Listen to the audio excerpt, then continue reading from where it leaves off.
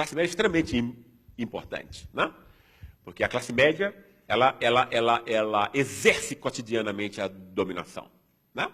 Os ricos mandam e ficam lá engordando as suas contas bancárias, mas quem suja as mãos e faz o trabalho sujo da dominação somos nós, é a classe média, né?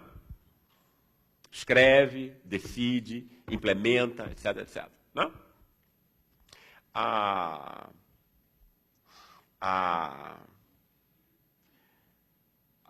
Por conta disso, a classe média é decisiva, né? E é importante o esclarecimento da classe média, porque ela é tomada por esse discurso. Né? Eu acho que é exatamente a crise atual pode ser uma oportunidade também. Né? Eu acho que ela está sendo, quer dizer, é incrível isso, né? Quer dizer, eu acho que é muito difícil hoje em dia ter alguém que acha que a imprensa tem alguma forma de imparcialidade, que é um serviço público, etc., como ela se põe e muita gente acreditava. Né? É óbvio que não é. Né? É um circo, é uma palhaçada. Né?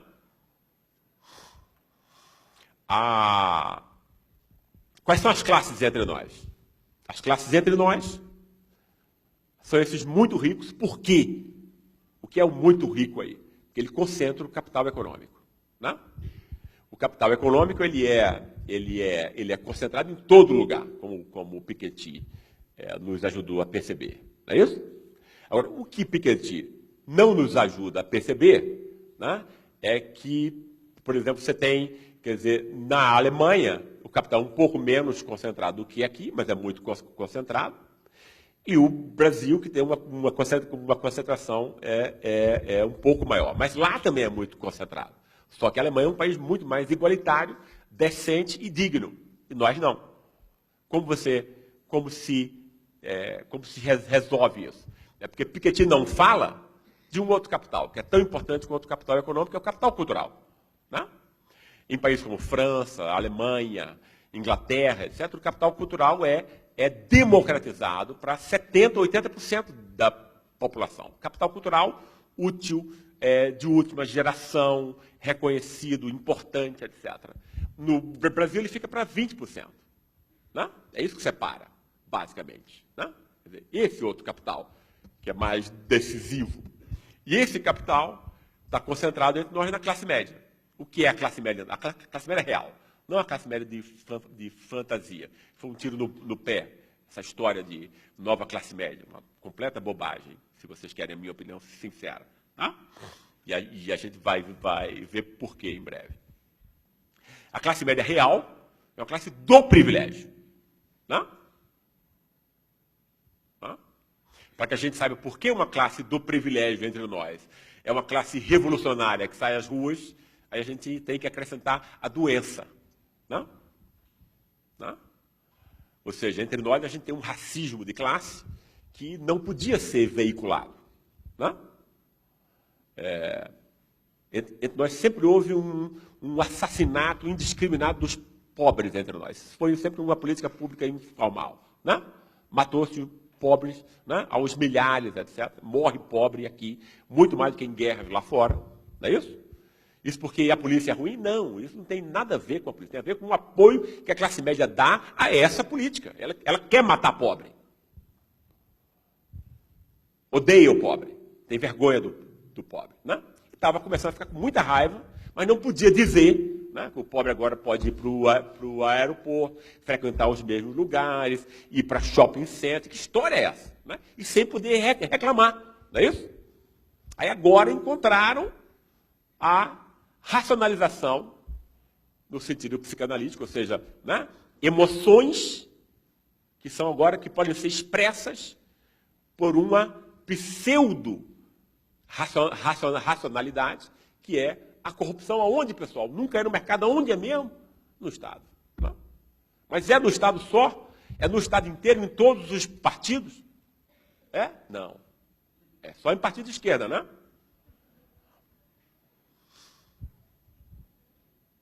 E aí esse pessoal agora pode sair à rua,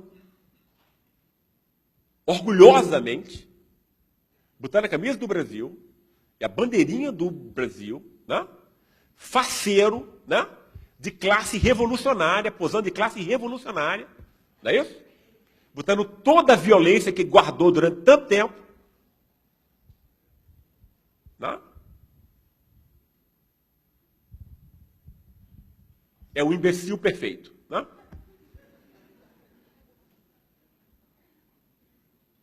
E aí dizem depois que esse cara, ele tem mais cultura e educação do que os pobres.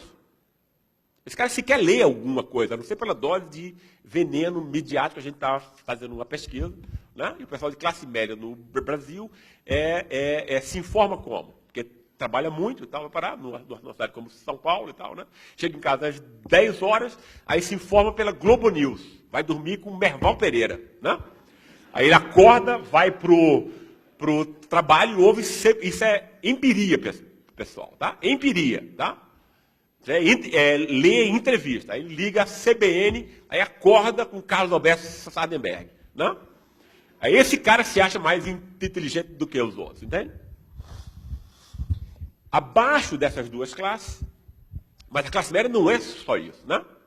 Por exemplo, essas entrevistas que a gente está fazendo permitem ver o quê? A classe média tem várias frações, né? Quer dizer, certamente a gente vai melhorar essa análise, mas existem pelo menos 4 frações dela que são perceptíveis, né? Na esquerda você tem uma classe média de capital cultural, né? Vários devem estar nessa sala, não é isso? Mas que é minoritária, mas tem, e é crítica, né? Tem no lado da classe média, mais pelo capital cultural do que pelo capital econômico, tem também o que eu chamo provocativamente de classe média de Oslo, né?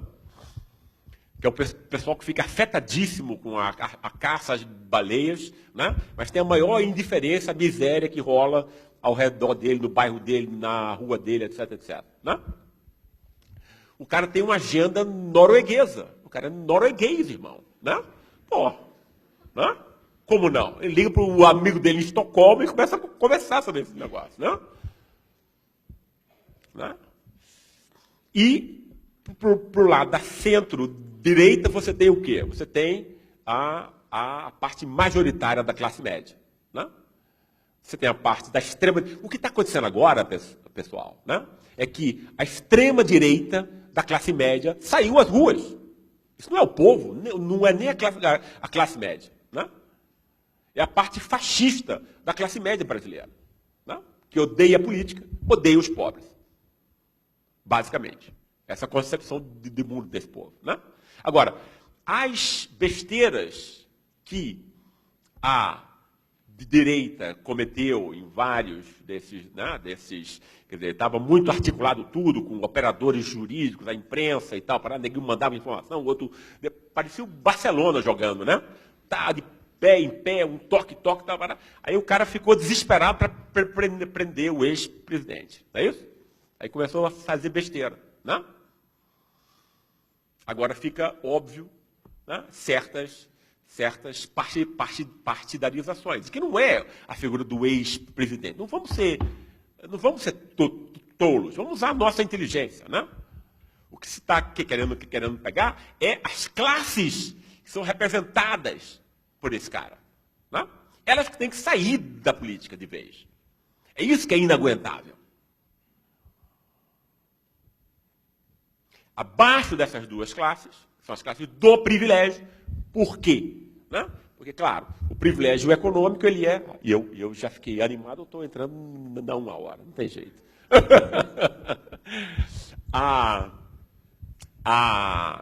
As classes do privilégio são as classes que recebem privilégios do berço. É isso que define o privilégio. Né? Seja títulos de propriedade, como na classe alta, quer dizer, que detém o capital econômico, seja nas classes médias, que recebem do berço o quê? O estímulo para a reprodução do capital cultural altamente valorizado. Por isso que é importante a gente perceber que uma classe efetivamente é constituída. Né? Como é que se constrói o privilegiado de classe média? O cara, desde o berço, começa a ter estímulos, né? Tal, cinema, ver o pai lendo, a mãe contando histórias cheias de fantasia e tal, começa a ver como é importante língua estrangeira, leitura e tal. Para aí você chega 5 anos na escola, um campeão. Né? E tem a segurança, o dinheiro entra em parte, claro, aí você compra o tempo livre do filho, diz, não, você só estuda, meu filho. Né? Tal. E nas classes populares entre nós, não é assim. O cara começa a trabalhar já com 12, 13, 14 anos. Todas as classes populares têm que ajudar na família já, cedo. Né? Aí não pode fazer nenhuma coisa, nem a outra muito bem. Né? Alguns heróis conseguem, mas é poucos. Né? E existem poucos heróis. Como é nas classes populares? Né? Se você pegar a ralé, né? O cara não está brincando com um livro cheio de estímulos. Ele está brincando com o carrinho de mão de pedreiro do pai. Ele está aprendendo afetivamente a ser trabalhador manual. A mãe e o pai nunca tiveram estímulos para a leitura. Ele vai reproduzir isso. Aí vai chegar na escola, como nós vimos, sem capacidade de se concentrar. Eu não sabia que existia isso. Né? Eu achava, como todo mundo, que a capacidade de se concentrar fosse natural, como ter 2 olhos e 2 ouvidos. Não é. É um privilégio de classe. Porque você pode chegar à escola sem esses estímulos. Aí você aprende um pouquinho, mas vai repetir como os caras diziam para a gente nas entrevistas. Né? Ou seja, eu ficava olhando a lousa 3, 4 horas, não conseguia aprender. Né? Depois de ler 50 entrevistas assim, tipo, cai a ficha, né? Depois, então, claro, se você fica olhando a lousa sem aprender, porque falta o quê? Capacidade de se concentrar. Aí você não aprende, aí você sai analfabeto funcional. Né? A classe produz isso antes de tudo. Pessoas diferencialmente capacitadas para competir depois no mundo pela luta incessante por todos os recursos escassos. Né? Aí depois o cara da classe média vai falar, sabe de quê, pessoal? Meritocracia. Tem um mérito, irmão. Pô, não sou preguiçoso, sou inteligente. Né? Todo mérito individual é construído socialmente. Né? É isso que as classes fazem. Né? E aí, nesse nosso livro sobre a ralé, o que foi que a gente fez? A gente fez, né, o homem da ralé, a mulher da ralé. Fizemos um estudo sobre racismo também, porque, claro, o racismo também é extremamente importante, embora a classe seja mais, eu acho. O tema das instituições, as instituições dos pobres. Né? A escola que não ensina, o hospital que não cura. Né? Ou seja, a má-fé institucional. Né? O que é a má-fé aí? Você é uma instituição que diz uma coisa e que vai fazer outra. Né? Uma escola que, no fundo, vai dar o carimbo de que, olha, você não conseguiu aqui e tal, né? A gente vai deixar você passar, porque, afinal, a gente tem que fazer uma contagem final razoável aqui para a gente. Aí tem um carimbo, você é burro, preguiçoso, igual você acha que você é, porque você não vai fazer nada com esse diploma. Né? Não é isso? Precisa conhecer o público. Quais são as carências desse público? Quais são as necessidades de um país como o nosso? Em que a gente pensa que o público é um só, e aí a gente pensa que o público é um só, por quê? Porque as pessoas que estão dirigindo essas coisas são de classe média, aí imagina que todos os outros são de classe média também, vão reagir como ele. Claro que vai dar errado. Não tem política pública que vai dar certo assim.